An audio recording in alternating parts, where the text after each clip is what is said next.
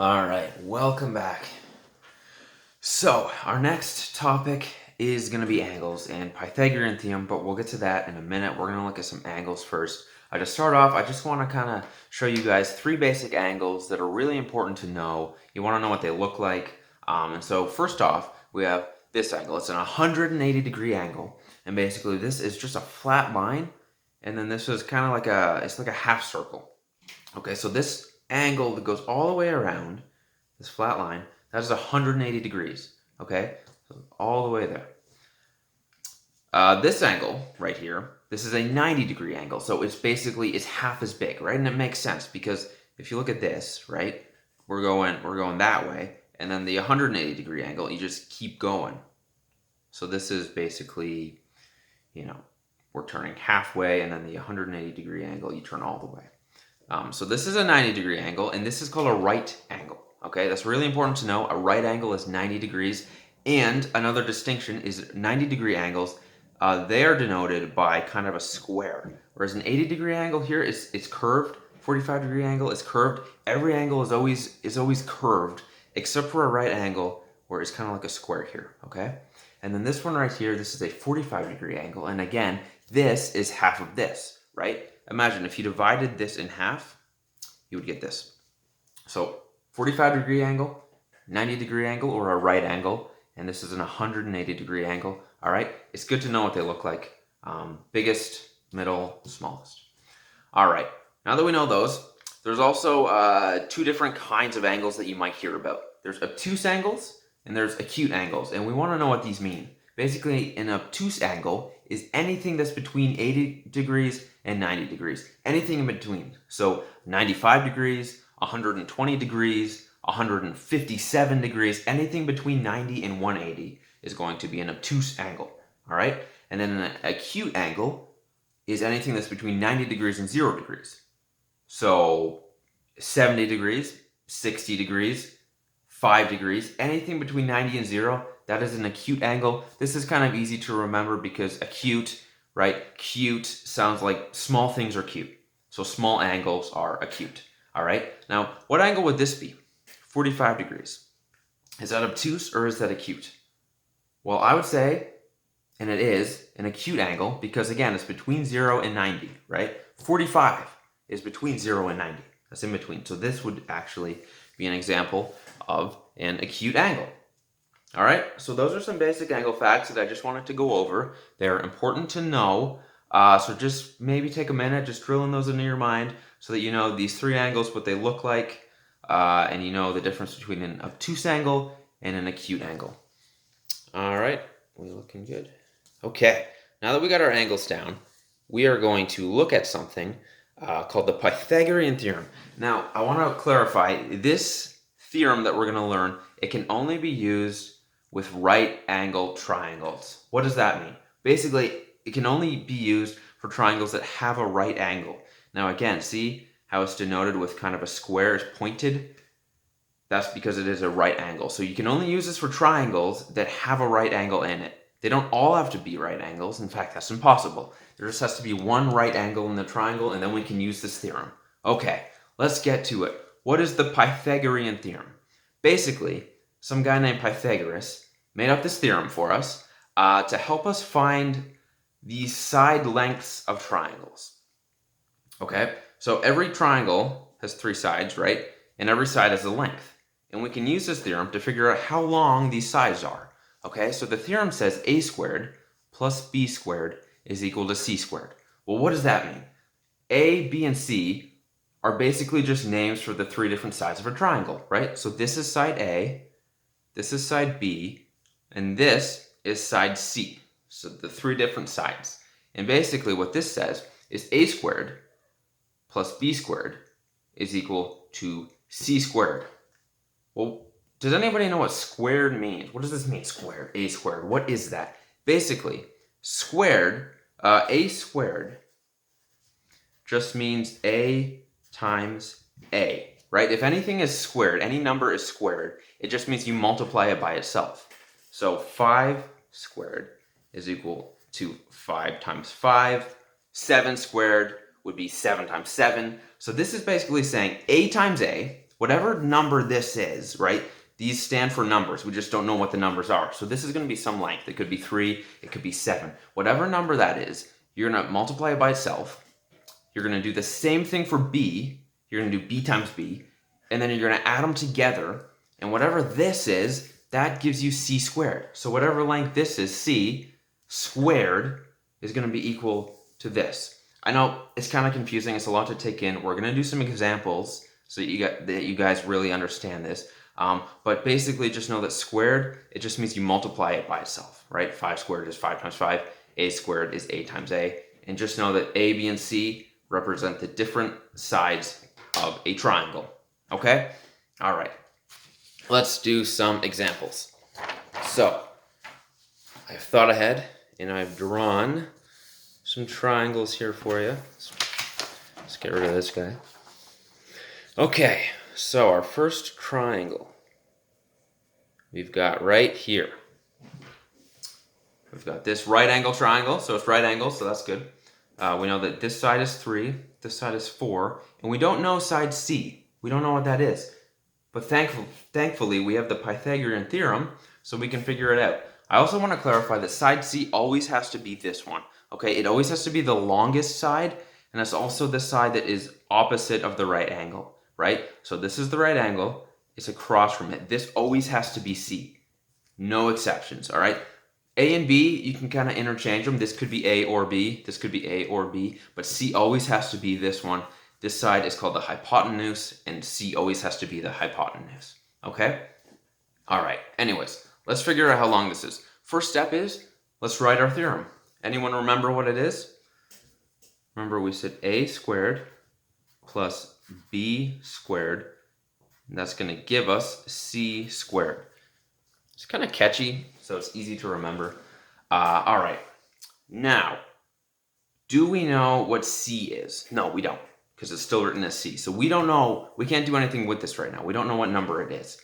But we do know what a is, and we know what b is, right? A, right here, tells us it's 3. So we can write that into our equation. Where there's an a, let's just replace that with a 3. So we're going to write 3 squared. And again, we know what b is. B is right here. B is 4. So we can replace that b with the 4. All right, and again, we don't know what c is, so we can't do anything with that. So we have to leave c as c. But this is looking better. Now we have 3 squared plus 4 squared equals c squared. Okay. Next step is just to do these calculations. Can we do 3 times 3? Does anyone remember what that is? Remember, 3 squared is just the same thing as 3 times 3. Okay? And then we're adding 4 squared. What does that mean? That just means 4 times 4. And that's going to equal c squared. Okay? What does 3 times 3 equal? Does anybody know? 3, 6, 9. 3 times 3 is 9. So we can write a 9 there. We're adding, what's 4 times 4? 4, 8, 12, 16. So that's going to be a 16. And again, this is all equal to c squared. Okay? It's looking a bit better. Now we just got to do 9 plus 16. Anybody know what that is? If you don't know, you can use your calculator. 9 plus 16, that's going to give us 25. All right. Now, we're getting there. We're almost there. Now we know that c squared is equal to 25. That's great, but we don't need to know what c squared is. We need to know what c is by itself, right? What is c? That's the whole point of this. Well, anyone have any ideas as to what to do now? We know that c squared is equal to 25. Well, what's c squared again? What does that mean? Remember, c squared just means c times c. So basically, there's some number. C is some number, right? And that number, whatever c is, if you multiply it by itself, c times c, that's going to give us 25. So we need to figure out what number multiplied by itself is equal to 25, right? Well, 3 times 3, is that equal to 25? No, 3 times 3 is 9. 4 times 4, is that equal to 25? No, that's equal to 16. Okay, so you could keep going like this and do trial and error, and you might get there. Well, what about 5 times 5? Well, 5, 10, 15, 20, 25. That works. That works, right? 5 times 5 is 25. So if you use that method, you could figure out, well, C has to be 5. It has to be 5 because 5 times 5 is equal to 25. So that would work. But we might not always be able to do it that way. We might not always be able to just know what it is like that. So let's figure out some sort of method, okay? If we know that C squared is equal to 25, how can we figure out what C is? I'm going to show you a little trick, okay? What's the opposite of square? Do you know? The opposite of square is square root, okay? And if you have a calculator, the square root button looks like this. This one right here looks like a little check mark, okay? That's the opposite of square. So basically, if I have C squared here, and I take the whole square root of that, square and square root are opposites, so they cancel out. So this is going to equal C. That's the same thing.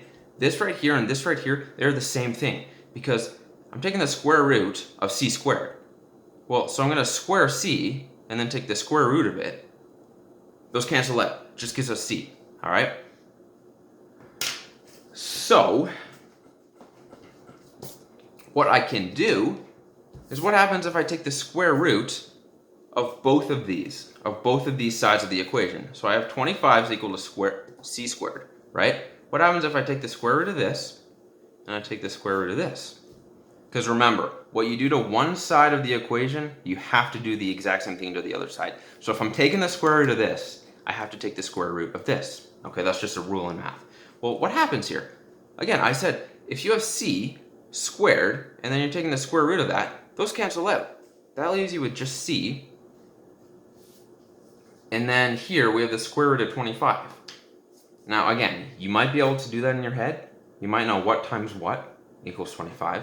But if you can't, this is where this is going to come in really handy, okay? So on your calculator, find the square root button, press it, okay, and that'll go like that. It might look a bit different on yours. And then you're going to type in 25. This is basically going to give you the square root of 25, and then you hit enter. And look at that. Just like before, we get an answer of 5, which we already figured out was the answer. But this just shows that our method works. So this is saying basically the square root of 25 is 5. What that means is 5 times 5 equals 25, right? This number times itself, or this number squared, is going to give you this number, okay? So we know that the square root of 25 is equal to 5, and that gives us C is equal to 5. And that's our answer. So we solved this first one.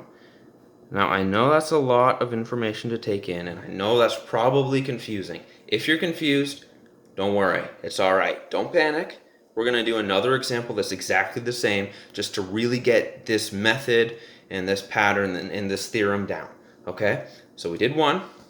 Now let's do another one. We've got another triangle here. Again, we know side A, we know side B, we don't know side C, and we want to find that. Okay? The first step. Anyone remember the first step? Write down the theorem. Okay?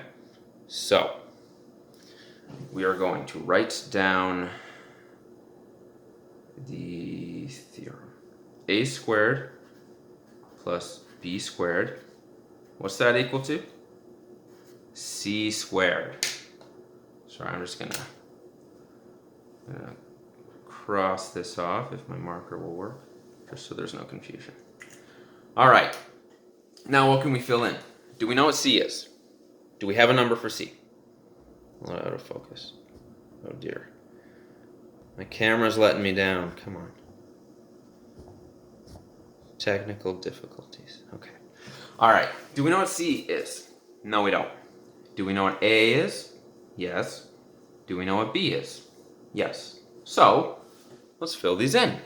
Instead of A squared, we can replace that A with the 5.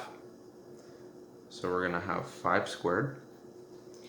Instead of the B, we can replace that with what B is, which is 12. So we're going to add 12 squared. And that's going to be equal to c squared. We don't know what c is, so we got to leave the c as a c. For now. We will get there eventually, right? Okay, now what's 5 squared? You might remember this from the last question, but if you don't, let's do it again. What's 5 times 5? 5, 10, 15, 20, 25. Oh yeah. Now we remember. So 5 times 5 gives us 25. And now we're adding 12 squared. Well, what's 12 squared? Remember, that just means 12 times 12. Probably can't do this one in your head. So let's do it on our calculator. 12 times 12. That gives us 144. It's a pretty big number, but that's okay. Big numbers can't hurt you. So 12 squared, it's the same thing as 144. And this is all equal to c squared. Okay? Now just add these together. What's 144 plus 25? That's going to give us 169, and again that's equal to c squared. Now what do we do when we get to here? Anybody remember? Well, we know what c squared is equal to, but we want to know what c is equal to. So how can we change this c squared to a c? Anybody remember? Again, what's the opposite of square? Well, the opposite is square root. So we're going to take the square root of both sides. Now here, again, c squared with the square root, those cancel out. That's just left with c. Awesome. And now we got to figure out what's the square root of 169. Now, if you know that off the top of your head, congrats, you're a champ. If you don't, calculator time. We are going to go find your square root button. Sorry for the blurriness. Find that square root button and then type in 169, and that gives us 13. It's a nice round number. So, man, super blurry. We know that the square root of 169 is 13, and that tells us that c is equal to 13. On our triangle here, this is 13, and that's it. We did it. That was the goal. We succeeded. We figured out that c was equal to 13. Okay? So those are two examples of how to use the Pythagorean theorem to find side length c. Those are kind of the basic examples. Really all you probably need to know. But because I like to throw things at you guys, we're going to do one more example that is a bit different. Now in this one, we know what side C is, or the answer there by accident. Whoops. We know what side C is. We know what side A is. We don't know what side B is. And that's what we got to find. Okay? Might seem a little intimidating at first, but don't worry, we can do it. So, first step. What's always the first step? First step is to write out our theorem. A squared plus b squared is equal to c squared. Okay? And now we fill in what we can. Do we know what a is? Yes, we do. A is 6. Tells us right here. So replace that a with a 6. We get 6 squared. Now this time we don't know what b is. B is just b. So we have to leave b as b. But we do know what c is. C, in this example, is 10. So we can replace that c with a 10. Gives us 10 squared. All right? Now, what's the next step? Well, let's just do these squares. So what's 6 squared? What's 6 times 6? Anybody know? It's going to give us 36. 6 times 6 is 36. All right? Now again, we can't do anything with the b, so we got to leave the b squared there. But we can do this. What's 10 times 10? Anybody know? 10 times 10 gives us 100. So, now we got some numbers. We know that 36 plus b squared is equal to 100. Now what? Well, if you look at our previous examples, these were really nice because we had c squared by itself. whenever you're trying to solve for something and figure out what something is, you always need to have it by itself, right? C squared is all by itself here. It's all by itself here. Well, in this example, b squared isn't by itself, is it? That's an issue.